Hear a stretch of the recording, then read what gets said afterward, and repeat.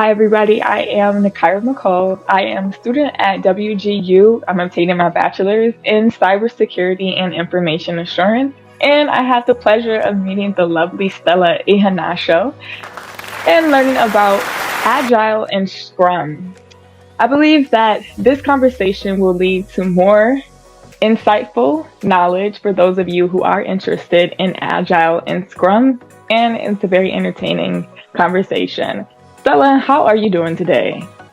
Well, I am fantastic. I am so looking forward to this conversation, to this chat. It's a bright day here where I'm at in Atlanta, Georgia, and so I am ready to dive right in. Really, in Atlanta, good old ATL.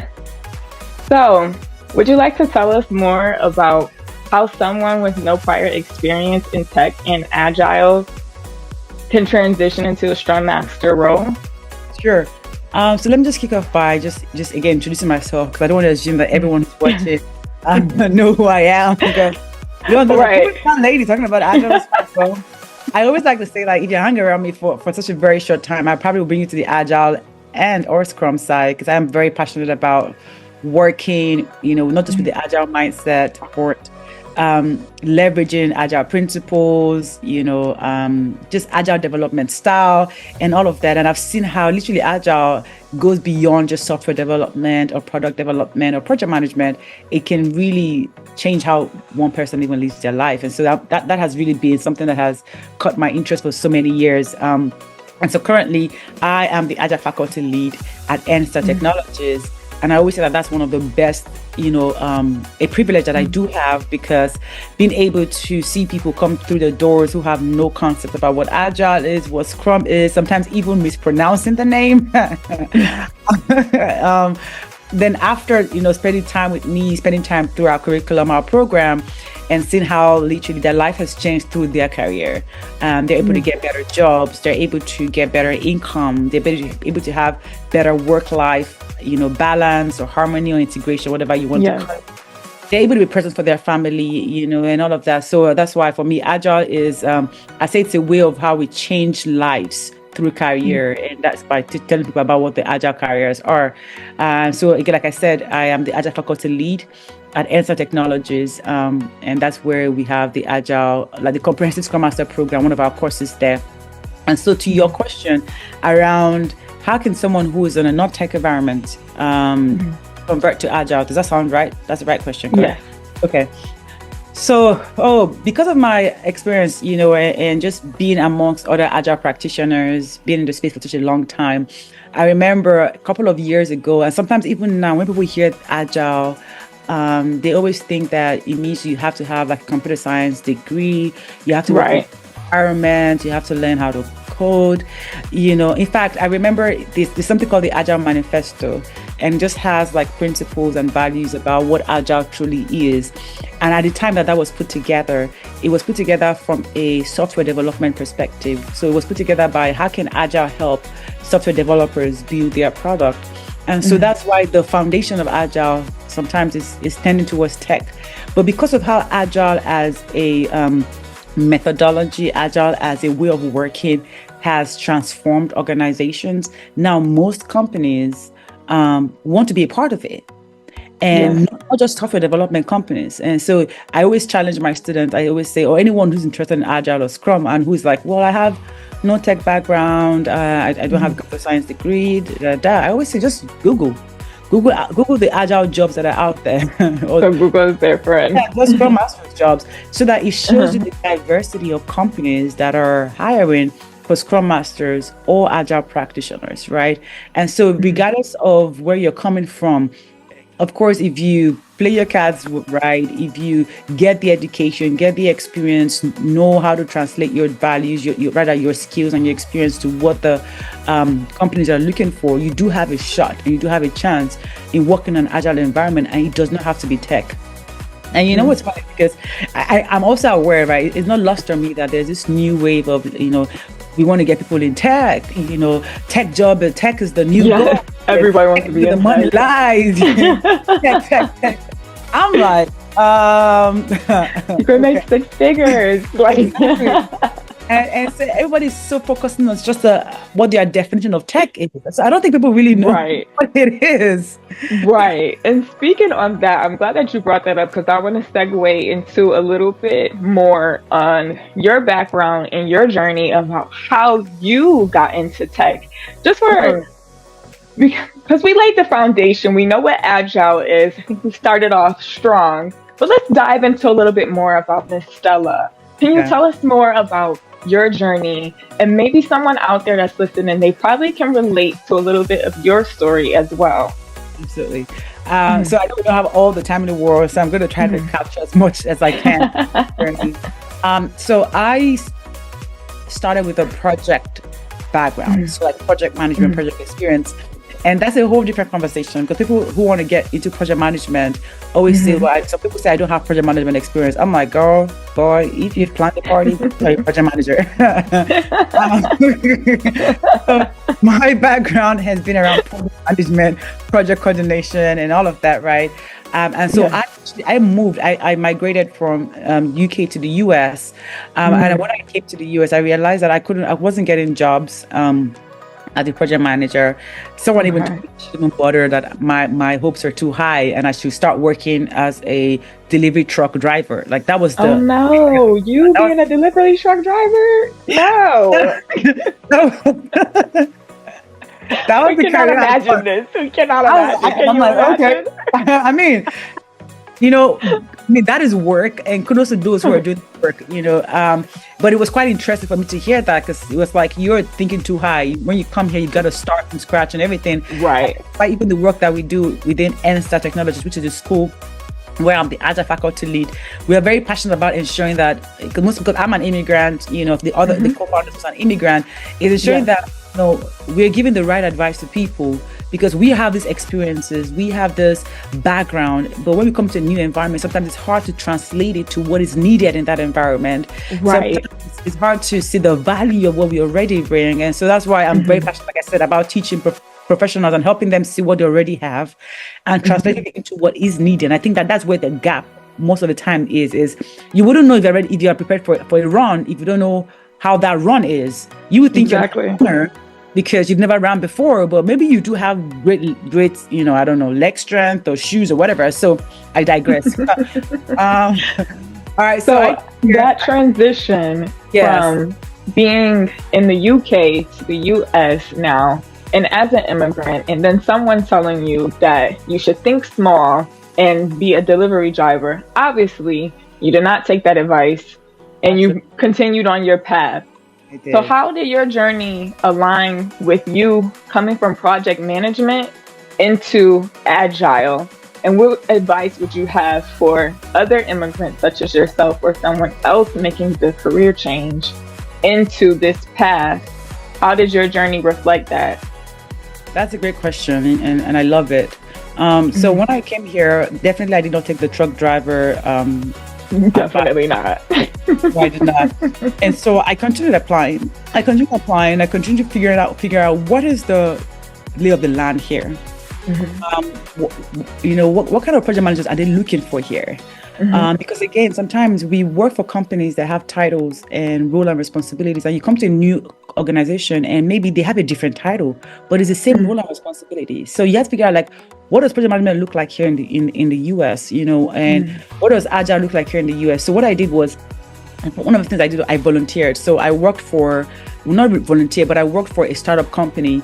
And I was able to, again, use my project management experience that I already had, got Mhm. exposed to more technology stack, got exposed to like UX, UI, QA. So I was open to learning what it looked like here that I didn't have from where I was coming Right. from. And I didn't mind, just absorbing all this information and doing more extra work because I knew where I was trying to get to. And so I Yeah. remember like my first official role here in the States. I remember having a conversation with the HR person and I was applying for a project coordinator role. And she was talking to me and going through my resume. And she was like, you're overqualified. Do you want to wait for Mhm. the next project manager role that comes up? And I'm like, ma'am, no. You're not about Yeah. to you're not about to overqualify me out of getting a paycheck because at that point in time, the paycheck was very important to me because I had a green card, yeah, and all of that. But when I got into that company, a couple of months down the line, I got promoted, right?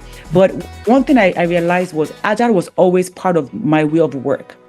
So I Okay. would work in a company that the title was like project manager or project coordinator, but we're already using the agile way of work in what we were doing.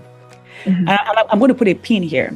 Now, when it comes to experience, most people always think, like I said, that they don't have experience. The problem is they don't know what the next role. So, for example, if someone who wants to become an agile practitioner or a scrum master might say they don't have scrum master experience because they've never worked in an environment or they never had a title. By the time I Right. sit with that person and I walk through their experience, because I know what a scrum master does and because I know what agile is, I'm able to pinpoint areas where they've worked in that capacity. Right. So what I'm hearing from you in your journey, transitioning here to the from the UK to the USA, you were open-minded for one, and that's a very good quality to have.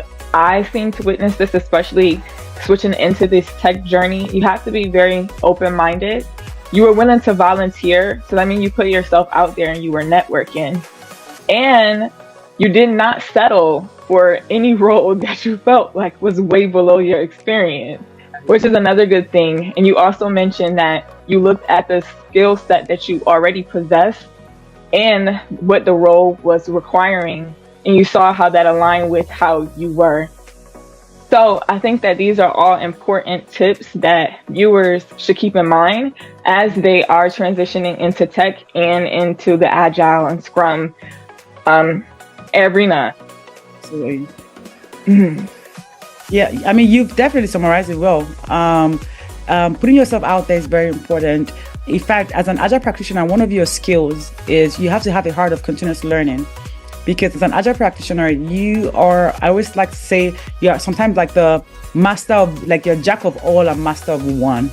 Because you can permeate, you can go into any organization and any industry, but you want to be able to say, well, I'm not just focused on only agile and scrum, or I'm not just here to help you do your ceremonies or your events, but I also want to know more about the technology. Tell me more, because you do have an opportunity to be vast when it comes to technology prowess, really, as an agile practitioner, because you can work in any organization, like I said at the beginning of our chat, which is, companies now are looking for those who understand what agile is as a way of work, because of the benefits that it delivers to that organization. And so you can see insurance company, marketing company, weather channel companies, tech companies, name it, retail companies, looking for someone who has the skills and experience of an agile practitioner or a scrum master. I'm glad that you mentioned that, which leads me to question, how does someone with a non-technical background demonstrate their value as a scrum master to potential employers? Okay, so there's no shortcut to this. And going back to the example that I gave is, if you don't know where you're going to, you will never know if you already have what it takes to get there. People want to get into fields, but they're not really taking the time to sit down and say, okay, what does it mean to actually be in this field? What are the competencies needed to be in this field? What is the language that I have to say? What is the skill needed? And then doing that analysis with, what do I have currently? Or where have I shown the skills? Where have I shown these competencies? And do that, okay, am I more aligned to this role that I want to get into? Or is there more training that I need to take to make me a better, person? So for someone from a non-tech background wanting to become a scrum master, that'll be my first point of action, is really setting down to do an analysis of what does a scrum master do? Who is a scrum master? What skills? What are the skill sets? What is the skill set? What does the day-to-day look like? Like, what does the scrum master say? What is the language, right?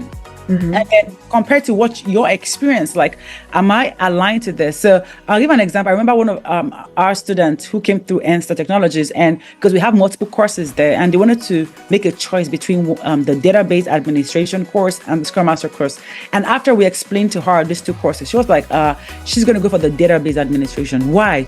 Because the Scrum Master requires someone who has to speak a lot. You have to be in front of people a lot. You have to be able to drive change And she's like, she doesn't have no time for that because she doesn't want to, she's a mom, she had kids. So she wants to just be able to just do things on her computer by herself. No one should tell her to do any presentation, whatever it is. So would you say that the Scrum Master role is aligned for someone with a more extroverted personality? But I wouldn't even say that because introvert too would perform well in this job as well, right? It just depends on, it goes back to not just saying I want to become a Scrum Master, I want to get into tech. You have to ask yourself, it's a role that I'm going to thrive in. Because while I think that people want 6 figures, people want remote work lifestyle, and they want the lifestyle. Yeah, they want to be on the beach. but at the end of the day, you have to ask yourself, at what cost though? Because you can be on the beach and be having a migraine.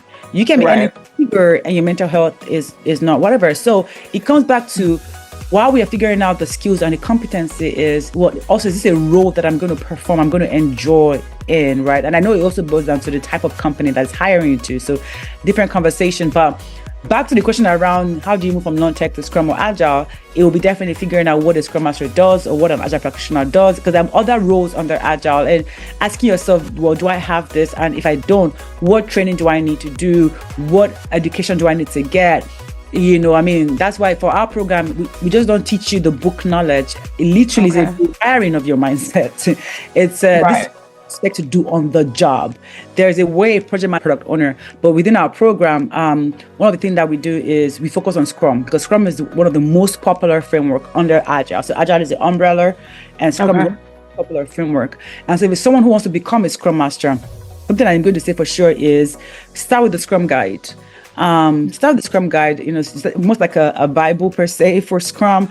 But the thing about the Scrum Guide is it's funny because it's a guide, and they literally write there that it is not prescriptive. What that means is the people who wrote the Scrum Guide are telling us that read this with a pinch of salt, understand what the fundamentals are, understand what it means to be a Scrum Master and what the Scrum events are and all of that, understand the tools in the toolbox. But you would go to a company and you might need to pivot how you leverage this. You might need to figure out exactly what the pain point of that organization, that company is, and move things around. And that's where the experience comes into play. Because I've seen Scrum Masters who come and say, well, the guide says XYZ. Well, XYZ is not going to work in the company ABC. So you need to figure out exactly, how do I take maybe X and Z and leave Y out? Or how do I make things work for this company and organization? And again, that's where experience, training, and education comes into play. But for anyone who wants to just get started at all, first of all, I'll definitely say, of course, getting the Scrum Guide, but you can reach out to us. You can put a comment here somewhere in the chat, and we'll be able to share with you, like we do free community sessions on Scrum and Agile. We have a lot of resources that we make available for anyone who's interested in just starting the journey, and we'll be very happy to help. So speaking of community, how can newcomers build their community within the Scrum and Agile community? Right. So and build their network. I'm sorry. How can they build their network? Yeah, I think that's the question. So LinkedIn is also a great place to start too. I always tell, don't be afraid to send a LinkedIn request or connection to someone that you see in that space, because if there's someone who usually talks about their day-to-day work and everything, you can always learn from their experiences as well, right? So you can follow me on LinkedIn, or follow anyone you see on LinkedIn that probably has like a title like Agile Practitioner, or Agile Coach, or Scrum Master, whatever it is. So when they're following the people on LinkedIn, do you recommend that they send like a message or just send the connect? Well, so I'll first of all say, so you can follow without sending connect. When you follow, you can follow through like what they post and everything. So in that way, you're beginning to be aware of who they are, what they do, and you're learning from their experience. Now, if you have something else you want to ask them of, like maybe you want to ask them for like 15 minutes virtual coffee chat or whatever it is, sure. You can, of course, again, people are busy, I understand that, but people are also sometimes open to sharing. You can send them a message saying, hi, I'm interested in trying to get into this field. I would love to know more about what your day-to-day is. So depending on what your ask is, you can do that for sure. But I would definitely also say, if someone joins, for example, any of our community calls that we do for Agile and Scrum, that is already a community that they're already a part of. They can connect on our chat, share LinkedIn requests, all of those things, Our mailing list is also a great way to join communities. So if there's someone that maybe has a mailing list on Agile or whatever it is, you can absorb their knowledge and their information. For me, I think for someone who's trying to get into the field, the main important thing is beginning to understand what Agile and Scrum is. And by the time you're in such environments, you're able to connect with people who are also in that space as well, and you're learning from them, right? So definitely, like I said, follow on LinkedIn, right? You can do that. You can search on other social media platform. Again, I am going to be biased here. Feel free to follow us on LinkedIn. Follow. Where can they follow you at? Shout yourself out. Shameless plug. You can follow nstar.technologies on Instagram. You can follow nstar technologies on LinkedIn. You can join our mailing list. We're always giving out good stuff in there. You can follow me on LinkedIn as well. So Stella Ihenacho. I'm always talking about Agile all the time. I think everyone might be tired of me, but I really don't care. But you're going to get the Agile content from me, and so in that way, you're able to get my perspective, get my experience, and it helps. It would definitely help for sure. So yeah. So students will follow you on LinkedIn and they'll be able to see what NSTAR Technology does.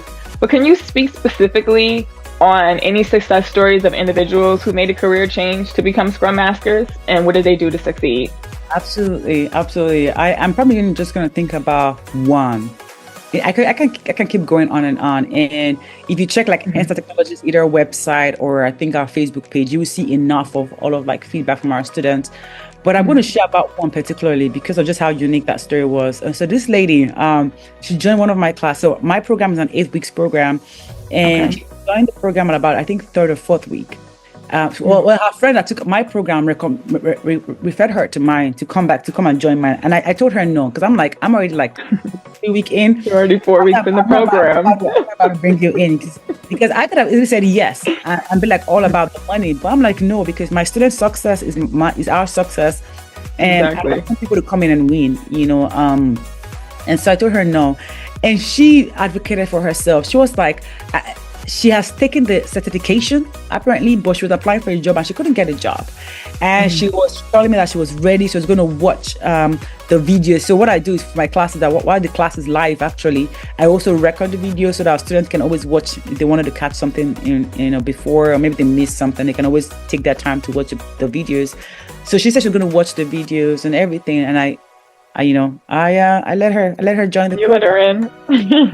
She gave me a kind-hearted person. She gave me a really good defense. I was like, okay. And then she came in, right? And also she had something personal that happened to her.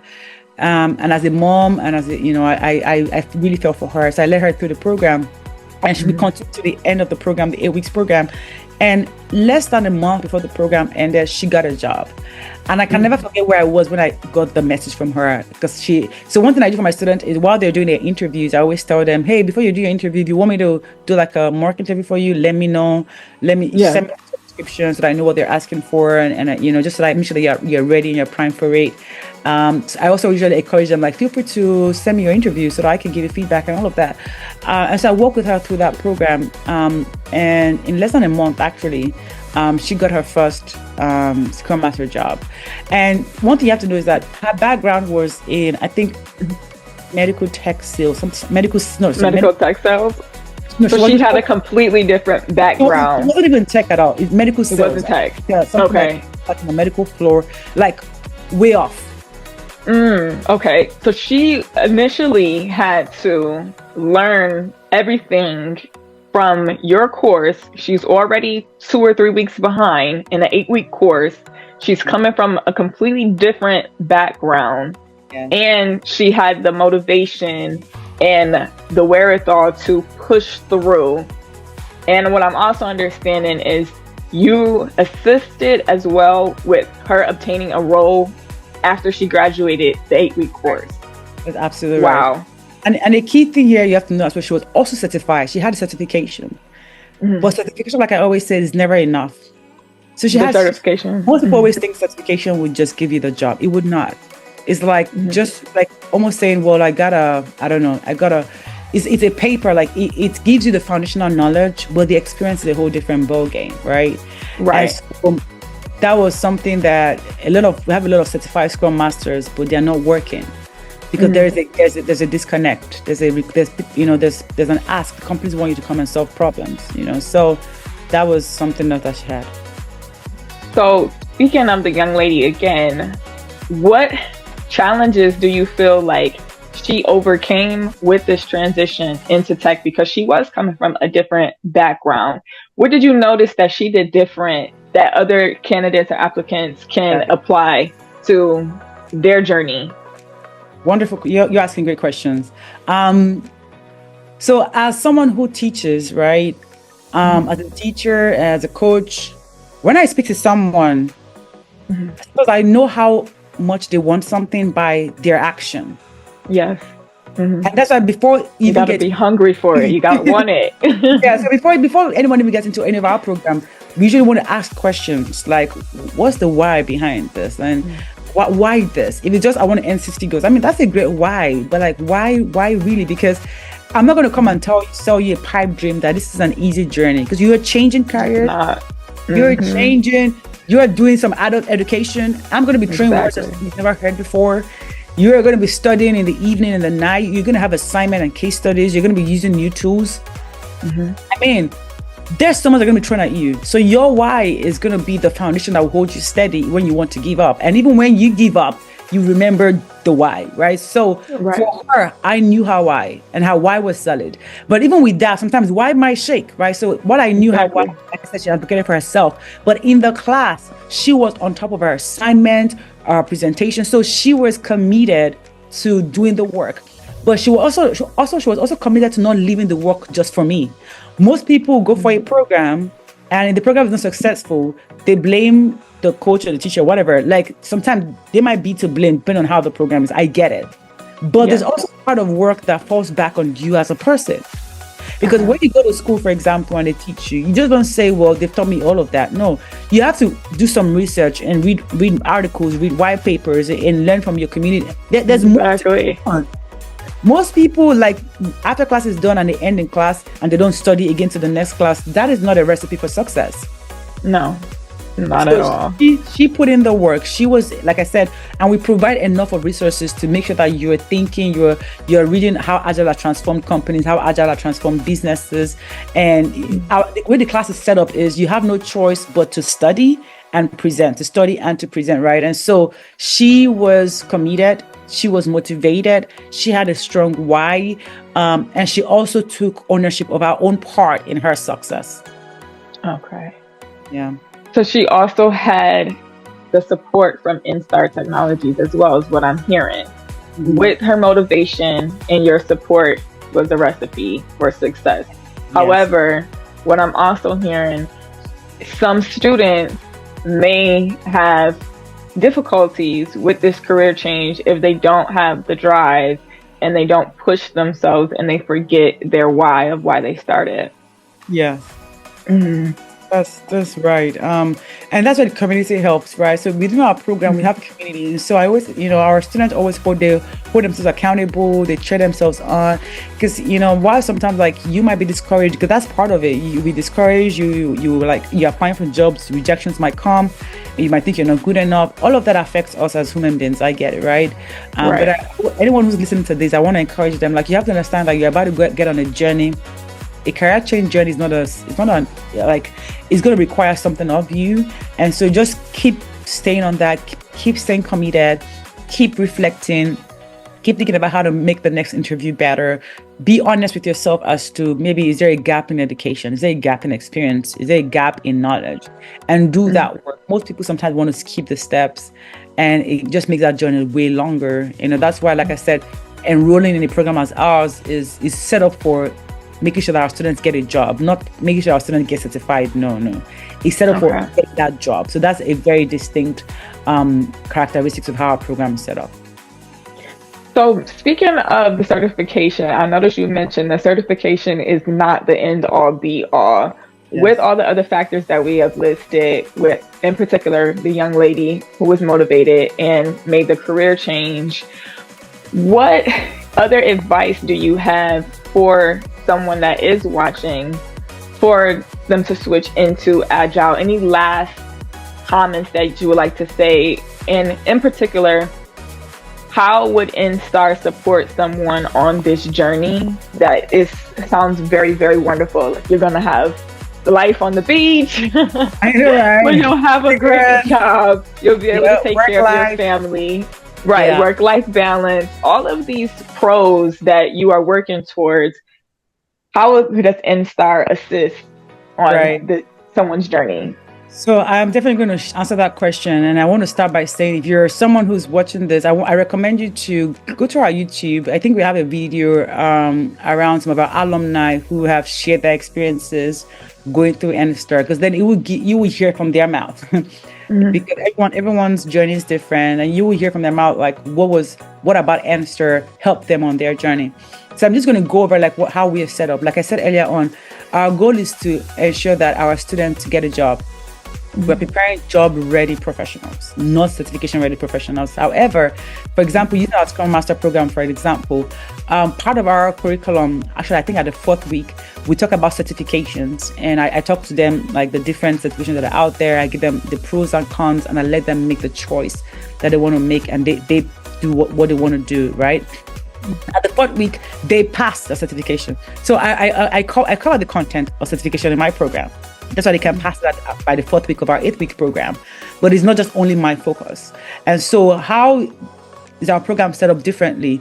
First of all, the tools you're going to use on the job, you're going to be using it in class.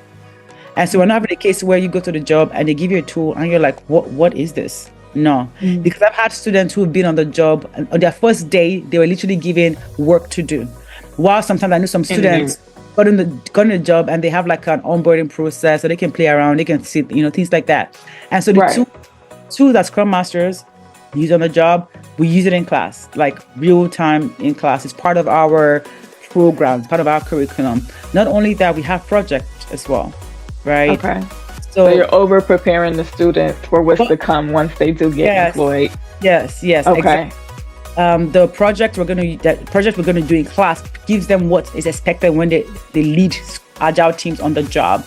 And so it's funny because when they do their project, they always have these problems like this person did not show up, but this happened. I'm like, all the problems you're raising now are the same they're going to face on the job.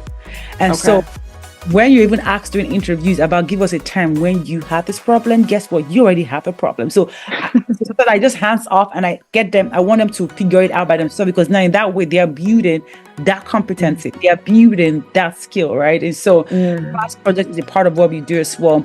And then one of the things that we also do, we have case studies and materials so that they are beginning to see how Agile plays in real time in major organizations. And we have a lot of class presentations, because going back to how, like, I talk about over preparing them for the job, if you're a Scrum Master, you're going to do a lot of presentations. You're going to be talking to people.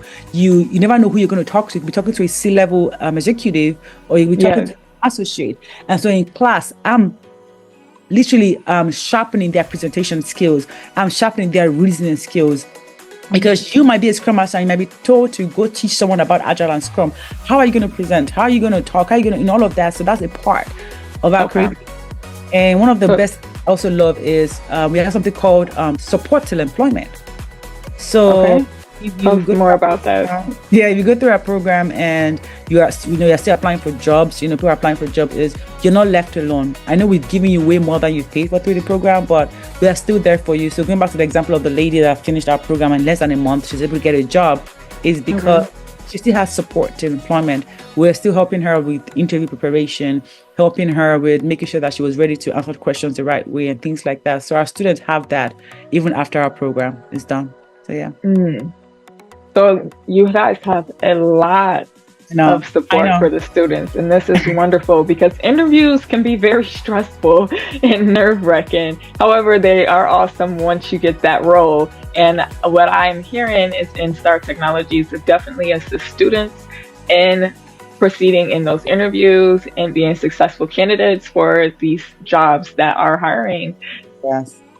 That's absolutely right. And I mean, the resume part, the LinkedIn part, the interview part is also part of the 8 weeks. So to your point, just preparing our students to get that job is our focus and our goal for how we put our program together and how we work with our students. Yeah, you have them well prepared, over prepared actually. So we love it like that. We love it. Yes, exactly. That is the goal. So if anyone's on the fence listening, stop being on the fence. Come to this side. Let's help you. Let's help you get to get off the fence right now. Get off the fence. So yeah, that's us. Well, Stella, it has been a pleasure speaking with you today and learning more about your journey and your passion for Agile and Scrum and how you are assisting career changers, students, and like-minded individuals that are interested in this industry. I think it is a wonderful thing that you are doing. And for anyone out here that is watching, get in touch with Stella. Find her on LinkedIn, YouTube, and other social media. So thank you so much for today. I enjoyed myself. The questions were very impactful, and I believe that those who are listening are definitely going to get 1, 2, or more things from here. And again, if anyone has any question that perhaps we didn't cover, just put it in the comment and we'll follow up with the answer. Hello, if you enjoyed this video, do not forget to hit that subscribe button and click on the notification bell so that you never miss an update. Also, be sure to check out the link below so that you can grab yourself a free copy of my ebook. See you next time.